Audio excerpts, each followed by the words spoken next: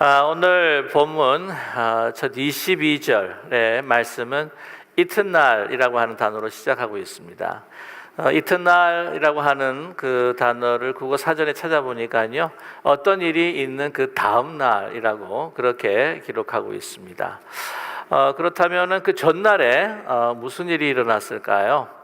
여러분께서 너무나 잘 아시는 오병이어의 기적이 일어났었습니다. 2마리의 물고기 그리고 5개의 보리떡으로 5,000명. 근데 그게 이제 장정 숫자만 5,000명이기 때문에 남녀노소를 함께 계산을 하면 적어도 2만 명이 넘는 거 우리는 추산할 수가 있습니다. 정말 놀라운 일이 일어난 것이죠. 그 다음 날이라고 하는 겁니다. 근데 이 오병이어의 기적은 이제 벳세다에서 일어났습니다. 그러니 그것을 경험한 그 사람들이 더 예수님을 찾아서 그 기적을 또 맛보기 위해서 이제 찾아온 것입니다. 자기만 찾아왔을까요? 아닐 겁니다. 함께하지 못한 가족이 있었으면 가족을 데리고 오고 친척뿐만 아니라 주위에 있는 이웃들을 내가 이런 기적을 내가 보았고 내가 이렇게 배불리 먹었다. 함께 가자. 그래가지고 그 다음날 아침 예수님을 찾으러 그 오병이어의 기적이 일어난 벳세다로 찾아갔습니다. 그 전날에 봤을 때에 거기에 딱 배 한 척이 있었는데, 그 예수님 말고 예수님의 제자들만 그 배를 타고 나가는 그 건너편 가버나움으로 가는 장면을 이제 보았던 것이죠. 그러니까 예수님께서는 분명히 벳세다에 남아 계실 것이다라고 하는 생각을 가지고 이제 찾게 될 것입니다. 그런데 예수님을 찾는데 예수님이 보이질 않는 거예요. 아시지만은 제자들을 먼저 건너편으로 보내시고 난 다음에 예수님께서 뒤따라가셨습니다. 물 위를 걸어가셨던 것이죠. 풍랑 속에서 그 제자들이 예수님이 유령인 줄 알고 그냥 깜짝 놀랍니다. 그래서 내니 두려워하지 말라라고 이렇게 말씀을 하시면서 그 배에 다시 동승해서 건너가셨죠. 그래서 거기에 벳세다에는 계시지 않으셨습니다. 이 사람들이 찾아보니까 없는 거예요. 어디 가셨지? 하고 막 물색하는데 혹시 바다 건너편에 가신 것이 아니겠는가라는 생각에 마침내 그 디베리아에서 오는 배들과 함께 거기에 동승을 해서 이제 건너편 가버나움으로 가게 된 겁니다. 그래서 거기서 이 무리들이 예수님을 만나게 된 것이죠. 얼마나 반가웠겠습니까? 왜냐하면은 너무나도 줄인 배를 이제 채울 수 있겠다라고 하는 기대감이 있었을 거예요. 예수님 만나면 배불리 먹겠다. 보통 이제 그 뷔페에 초대를 받으시면은 여러분 아침을 저기로 거르시잖아요. 그러고 이제 더 많이 먹겠다. 그렇게 생각을 하시는 분, 저만 그런가요? 네. 그래서 아주 지금 그 아침에 벳세다에서 찾지 못해서 가버나움 건너갔기 때문에 한 10시 반이나 11시 아침을 먹지 못했기 때문에 굉장히 아마 배고팠을 것입니다.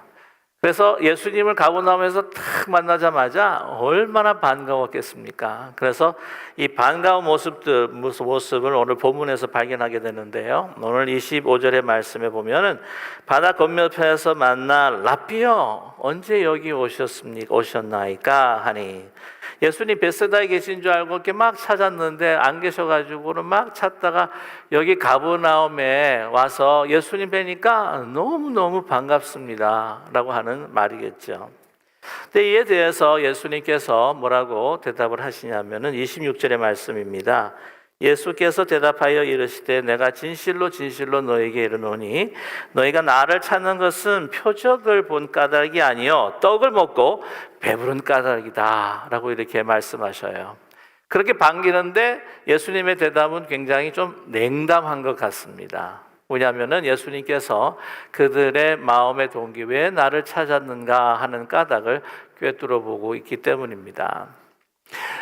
보통 이제 아이들 보면은요, 이제 아버지가 올 때도 그냥 인사도 안 하고 자기 방에서 그렇게 틀어박혀 있다가 아버지가 이제 선물을 갖고 온다는 소식을 딱 듣게 되면은요, 아버지가 띵동 하면 막 현관문까지 막 달려와 가지고는 아버지를 막 반깁니다. 그래서 아버지 오셨어요 하면서 아버지 얼굴은 바라보는 게 아니라 눈이 선물에 가 있다고 하는 거죠. 그때마다 그런 일을 당하시는 아버님은 그래도 좋긴 하겠지만은 좀 마음에 좀 섭섭한 마음이 있는 줄 모르겠습니다. 아니, 세상에 나를 기다린 거야? 아니면 선물을 기다린 거야? 나를 반긴 거야? 아니면 선물을 반긴 거야? 하는 생각을 갖게 될 것입니다. 오늘 예수님께서 말씀하십니다. 왜 자신 예수님을 그렇게 반기고 있는지. 너희가 표적을 본 까닭이 아니라 네가 배부른 까닭으로 나를 반기고 있는 것이 아니냐. 이제 그 배고픔을 채우고 그 굶주림에서 벗어날 일을 생각하면서 나를 반긴 것이 아니냐라고 이렇게 말씀하고 있습니다. 한마디로 이야기하면 오병이어의 기적을 예수님께서 베풀어 주셨는데 진정한 오병이어의 기적을 베푼 예수님의 마음의 동기와 목적을 그들은 잘 알고 있지 못하다고 하는 것입니다. 예수님께서 이 이적을 행하신 목적은 바로 표적을 보여주시기 위함이다라고 하는 말씀입니다. 육신의 배고픔을 그들에게 채워주셨지만 그러나 육신의 그 배고픔을 채우는 것만이 이 오병이어의 기적을 베푼 목적이 결코 아니라고 하는 것입니다. 그렇다고 한다면 이 표적이라고 하는 그 의미와 뜻은 무엇일까요? 이 표적은 헬라 말로 세이메이언이라고 그렇게 이야기하는데 이 세이메이언을 영어로 또 정확하게 표현을 하고 번역을 하면은 사인이 됩니다. 여러분, 사인은 무엇입니까? 뭔가를 가리키는 것이 바로 사인이라고 하는 것이죠. 한 사건 그 자체에 일어난 현상보다도 중요한 것은 그 사건이 가리키고 있는 그 목적과 의미가 무엇인가 하는 것이 바로 표적이라고 하는 것입니다.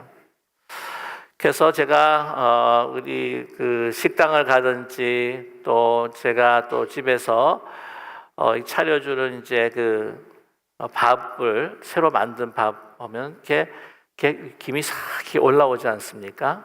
특별히 하얀 밥에 이제 요즘 잡곡을 먹지만 하얀 밥에 김이 싹 이렇게 흐르는 그 현상을 보게 되면요, 무엇이 기억이 나냐면은 요즘에 어머니께서 제가 고등학교 시절에 아침 일찍 일어나서 이제 등교하기 전에 이 밥 먹을 때에 아침 일찍 어머니도 일어나셔가지고는 그 새 밥을 지어가지고 그 맛있는 국과 반찬과 함께 나에게 이렇게 내미실 때에 그때는요 막 배가 고프니까 그냥 막 이 배 채우는 것만 생각했지 더 이상은 생각을 못했는데 지금 와서 생각하면 그 하얀 김이 날 때마다 저를 향하신, 저를 지극히 바라보시면서 저를 사랑하셨던 그 어머니의 마음이 느껴진다고 하는 것이죠. 밥을 먹는 것, 그 밥 자체의 의미보다는 그것에 담겨 있는 그 어머님의 자식을 향한 그 사랑, 그것이 더 소중하고 의미 있는 것이 아닐까요? 보이는 사건보다 감추어진 그 의미가 얼마나 중요한 것인가 하는 것을 말씀해 주고 있습니다. 여러분, 한 사건이 일어났습니다. 근데 그 사건이라고 하는 것은 그 현상 자체를 이제 사건이라고 한다면 그 사건이 일어난 것에 대한 그 의미, 또한 그 사건에 대한 목적, 이런 것을 바로 표적이라고 이야기할 수가 있습니다. 그렇기 때문에 보이는 그러한 사건보다 보이지 않는 그 사건 속에 들어있는 의미가 사실은 더 소중하고 의미가 있다고 하는 것이죠. 그 사건의 본래의 목적이라는 것입니다. 5천 명, 아니 적어도 2만 명을 먹이는 이러한 오병이어의 사건, 그리고 강주리가 12강주리가 남는 엄청난 이 사건을 우리가 경험을 했다고 한다면 저와 여러분 어떤 반응을 가질 수가 있었겠습니까? 그 당시 예수님의 그 기적을 맛봤던 사람들은 그 나름대로 진정한 그 목적, 예수님께서 베풀어 주신 오병이어의 기적의 목적을 알지 못하고 자기 나름대로 생각을 했다고 하는 것이죠. 여러분, 사건 자체보다 더 중요한 것은 여러분 그 사건을 통해서 우리에게 주시고자 하는 그 은혜의 메시지, 그 하나님의 마음, 하나님의 사랑, 그것을 만지고 보고 느끼고 먹고 하는 그러한 그 말씀, 그것이 바로 이 오병이어 기적의 가장 중요한 의미요 표적이었다라는 것입니다.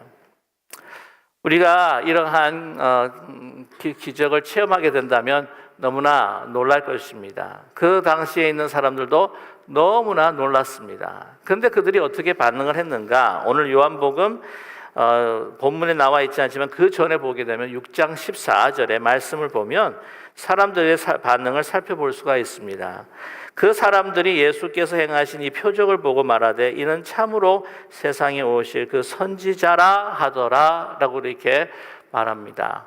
무엇일까요? 예수님을 바라면서 그 이적을 보면서 이제 하나님께서 보내주신 메시아가 나타났구나. 우리를 이스라엘의 우리의 민족과 선조들을 출애굽시킨 모세와 같은 사람, 헬라 제국의 압제로부터 해방시킨 마크스 메카비오와 같은 사람, 그래서 그 메시아를 통하여 로마의 정부의 압제로부터 다시 다윗의 왕국을 세울 메시아가 바로 이 예수님이구나 라고 왕으로 자꾸 추대하고 등극하려고 했다고 하는 것입니다. 요한복음 6장 15절의 말씀에 그러므로 예수께서 그들이 와서 자기를 억지로 붙들어 임금으로 삼으려는 줄 아시고 다시 혼자 산으로 떠나가시니라. 예수님께서는 그것을 원치 않으셨다고 하는 것이에요. 문제가 뭐냐면 예수님을 따르면서 오병이어의 기적을 맛보았던 사람들의 문제가 뭐냐면 예수님을 정치화시키고 예수님을 경제화시키고 자유의 사유의 목적으로 예수님을 삼으려고 했던 것이 가장 문제라고 하는 것입니다. 예수님을 따르는 진정한 그 이유, 예수님께서 오병이어의 기적을 베풀어 주신 분명한 그 목적과 이유를 알지 못하고 예수님을 정치화시키고 경제적인 나의 이득을 위해서 또한 자기의 소유를 위한 사유화하는 그러한 문제가 있었다고 하는 것입니다. 예수님께서 40일 동안 광야에서 금식하실 때에 사단이 예수님을 시험했죠. 너가 만일 하나님의 아들이거든 이 돌덩이를 가지고 떡덩이로 변하게 하여라. 그랬을 때 예수님께서 신명기 8장 3절의 말씀을 인용하셨습니다. 사람이 떡으로만 살 것이 아니요 하나님의 입에서 나오는 모든 말씀으로 살 것이니라. 무엇입니까? 하나님의 아들, 하나님의 자녀라고 한다면 떡만으로 사는 것이 아니다. 떡만으로 사는 것이 아니라 하나님의 말씀에 순종하며 살아가는 것이다. 떡만으로 살아가는 것은 하나님의 사람이 아니라 동물이요 짐승이라고 하는 거죠. 하나님의 사람, 실체는 바로 이 배만 배부르게 하는 목적으로 살아가는 것이 아니라 나에게 베풀어 주신 이 모든 하나님의 그 주신 물질을 통해서 그 각 담겨 있는 하나님의 사랑과 그 은혜와 하나님의 임재, 부활하신 그리스도의 임재를 체험하는 것이 누구라고요? 하나님의 사람이라고 하는 것입니다. 여러분, 우리가 교회 생활을 하면서 정말 예수님을 따르는 동기가 무엇일까요? 정말 예수님을 믿고 교회 생활하면서 봉사하고 섬기는 가장 중요한 목적이 무엇일까요? 그럼 병 낫기 위해서, 나의 사업을 위해서, 물질적인 축복을 위해서, 자녀의 축복을 위해서, 만약에 그런 축복을, 그런 것들을 내가 원하는 것들을 베풀지 않으신다면, 하나님께서 베풀지 않으신다면, 물론 베푸시겠지만, 그러나 베풀지 않으신다면 여러분 떠나시겠습니까? 오늘 요한복음을 계속해서 읽어보면은요, 예수님께서 나는 생명의 떡이다. 그러니까 오병이어 기적에 대한 참된 의미를 이제 그 온 사람들, 자기를 찾은 사람들에게 말씀해 주셔요. 나는 하늘에서 온 떡이다. 나는 영생의 떡이다. 라고 계속해서 이 영적인 의미, 이 성찬에 대한 오병이어라고 하는 것은 광야의 성찬으로 우리가 이해를 합니다. 그 목적과 그 의도가 무엇인가를 계속해서 가르쳐 주는데 사람들이 이해하지를 못하는 거예요. 아니, 그냥 우리 배고파 죽겠는데 빨리 떡이나 만들어 주시지 뭐 하늘의 떡, 무슨 생명의 떡. 그러면서 나중에는요, 그 따라왔던 사람들이 다 떠나가 버리고 맙니다. 한번 읽어보세요. 그래서 예수님께서 뭐라고 하시는 줄 아십니까? 제자들에게 너희들도 나를 떠나려고 하는 것이냐? 라고 물으세요. 여러분, 진정 우리가 주님을 믿는 목적과 또한 그 의미가 무엇일까요? 오늘 예수님께서 그것에 대해서 또한 말씀해 주고 계십니다. 오늘 본문 27절에 말씀하십니다. 썩을 양식을 위하여 일하지 말고 영생하도록 있는 양식을 위하여 하라. 이 양식은 인자가 너에게 주리니 인자는 아버지 하나님께서 인치신 자니라 라고 말씀하고 있습니다. 썩을 양식이 무엇인가요? 진정한 이 양식에 담겨있는 오병이어의 기적이 담겨있는 하나님의 마음, 또한 하나님의 임재, 하나님만 의지하면, 하나님께 붙들고 믿으면 하나님께서 인도해 주시고 모든 삶을 영생으로 만들어 주시고 인도해 주실 것이라고 하는 그 믿음을 통해서 우리에게 주어진 양식이 무슨 양식이 됩니까? 영원한 양식이 되는데, 그런 믿음 없이 그냥 돈만, 명예만, 자기 사리사욕을 추구하고 자기의 욕정을 탐하는 그러한 것으로 내가 모은 것을, 물질을 모은다고 한다면, 내가 원하는 것을 취한다고 한다면 그것은 다 어떻게 해요? 아무런 의미 없는 썩어질 것밖에 되지 않는다고 하는 것을 우리에게 선포하고 말씀해 주고 계십니다. 이 말씀을 듣고 난 다음에 썩을 양식을 위하여 일하지 말고 영생할 수 있는 양식을 위하여 하라. 이게 분명히 하나님의 일을 하라고 하는 생각을 들게 되는 그런 구문이라고 생각합니다. 그래서 유대 사람들이 예수님에게 뭐라고 질문하고 있냐면, 그들이 묻되 우리가 어떻게 하여야 하나님의 일을 하오리까? 어떻게 하는 것이 하나님을 기쁘게 하는 것일까요? 어떻게 하면 하나님 앞에 영광을 돌리는 것일까요? 어떻게 하면 내가 영생하도록 있는 양식을 위해서, 내가 하나님을 위해서 일하는 것일까요? 라고 질문했을 때에 예수님께서는 말씀하고 계십니다. 오늘 29절의 말씀이죠. 예수께서 대답하여 이르시되 하나님께서 보내신 이를 믿는 것이 하나님의 일이니라 하시니. 그때 당시 바리새인들과 서기관들과 율법사들, 그들이 그냥 하는 것, 자기네들이 그냥 생각 없이 그냥 어렵다고 거룩하다고 생각하는 일들만 하는 것을 통해서 자기의 공로로 구원을 얻고, 또한 그 가르침을 받아서 유대 사람들이 그렇게 자기의 그 공로를 나타내기 위해서 믿음 없이 그냥 율법에서 이야기한 일들을 행하는 것, 그런 일을 하지 말고 그것은 다 너희 자신을 위한 썩은 일이니 어떤 일을 하라? 먼저 하나님을 믿는 일부터 하라는 것이죠. 어떤 일을 하기 전에 먼저 해야 할 일이 뭐냐? 하나님을 믿는 것, 하나님을 믿고 하나님께서 주시는 은총을 받고, 하나님께서 주시는 은총으로 봉사하고, 하나님께서 나에게 베풀어 주시는 모든 사건들을 내가 먼저 믿음의 눈을 볼 때에 그것이 진정 하나님의 일의 시작이다 라고 하는 것을 우리에게 말씀해 주고 있습니다. 여러분, 뭔가 무엇을 시작하려고 할 때에 제일 중요한 것이 무엇일까요? 믿음으로 보는 것입니다. 내가 그리스도의 은혜와 하나님의 임재 가운데, 하나님께서 베풀어 주신 은혜 가운데 있다고 하는 것을 먼저 믿으시는 저와 여러분 되기를 간절히 원합니다. 그것으로부터 우리가 일을 시작하는 거예요. 종교개혁자 루터는 이렇게 이야기합니다. 믿음이란 구체적인 생활 속에서 하나님과의 관계다. 그렇습니다. 하나님과의 하나 되고 하나님이 나 가운데 임재하는, 하나님과 하나 되는 그 관계, 그것이 바로 믿음이라는 거예요. 그것부터 시작하는 겁니다. 저와 여러분, 먼저 하나님을 믿으십시오. 예수 그리스도의 은혜를 믿으십시오. 성령의 우리를 통한 능력을 믿으십시오. 이 믿음으로부터 나에게 주어진 모든 사건들을 이해하는 것, 그 이해하면서 우리가 그것을 나아가고 실천하는 것, 그것이 바로 하나님의 일인 줄로 믿습니다. 그래서 우리 믿는 자에게 모든 사건은 바로 기적인 줄로 믿습니다. 여러분, 우리의 일상생활에서 일어나는 모든 것, 그냥 어제가 오늘 같고 오늘이 내일 같은 것이 아니라 아침에 일어나면 하나님께서 부활한 주님과 함께 나의 생활을 이제는 새롭게 시작하기를 원하시는구나, 샤워하실 때에도 샤워물이 떨어질 때에 내 몸만 깨끗하게 하는 것이 아니라 나를 정결케 하시는 성례와 같은 세례와 같은 샤워를 통해서 하나님 오늘 하루 주님과 함께 동행하기를 원합니다. 결단할 수 있는 우리 모두가 되기를 원합니다.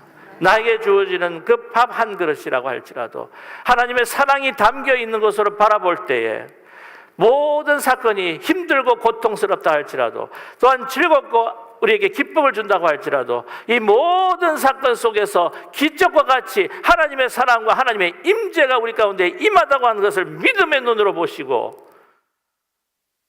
여러분 현상을 보지 마시고 그 사건 속에서 하나님께서 행하실, 우리를 향하신 하나님의 뜻과 은혜와 사랑을 발견하면서 가장 일반적이고 보편적이고 평범하고 흔한 것을 통해서라도 하나님의 기적을 체험할 수 있는 저와 여러분 되시기를 간절히 소망합니다.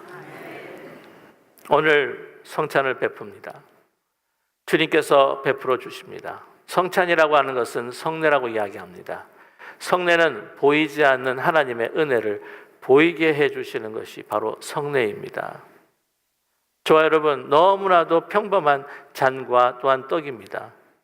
소량이기 때문에 우리의 배를 채울 수가 없습니다. 어떤 분은 목사님 좀 더 많이 주실 수는 없나요? 라고 하시는 분도 계시는데, 비록 적은 양이라고 할지라도 우리가 이것을 믿음의 눈으로 바라볼 때에 이것이 주님께서 몸이 찢기시기까지 우리를 사랑하신 그 사랑의 실체, 피 흘리시기까지 우리를 용서하신 그리스도의 그 사랑의 실체가 우리 눈앞에 있고, 내가 그것을 만질 것이고, 내가 그것을 테이크할 것이고, 내가 그것을 맛볼 것이고, 그것이 나의 삶의 육신뿐만 아니라 내 심령의 내 부분이 될 것이라고 하는 믿음으로 받는 저와 여러분 되기를 간절히 소망합니다. 저와 여러분, 그런 믿음을 우리가 모든 순간과 사건 속에서 발견할 때, 저와 여러분, 인생의 무거운 짐과 같은 걱정과 염려와 근심을 주님 앞에 내려놓지 않겠습니까?